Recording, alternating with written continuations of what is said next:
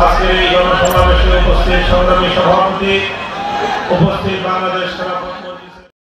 বাংলাদেশ খেলাফতে মজলিসের মহাসচিব ও হেফাজতে ইসলাম বাংলাদেশের যুগ্ম মহাসচিব মাওলানা মোহাম্মদ মামুনুল হক বলেছেন, শেখ হাসিনার রাজনীতি ছিল প্রতিশোধের রাজনীতি, শেখ হাসিনার রাজনীতি ছিল লুটপাটের রাজনীতি।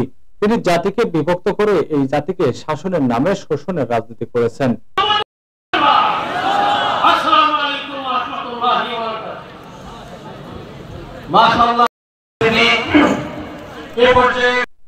বৃহস্পতিবার দুপুরে শেরপুরের পৌর ঈদগাহ মাঠে আয়োজিত ছাত্র জনতা বিপ্লবে সংগঠিত গণহত্যার বিচার ও নৈরাজ্যবাদের বিরুদ্ধে গণসমাবেশের প্রধান অতিথির বক্তব্যকালে তিনি এসব কথা বলেন।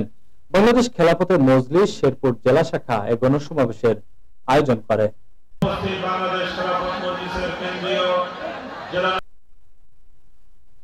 ভোরের খবর, নিউজ ডেস্ক।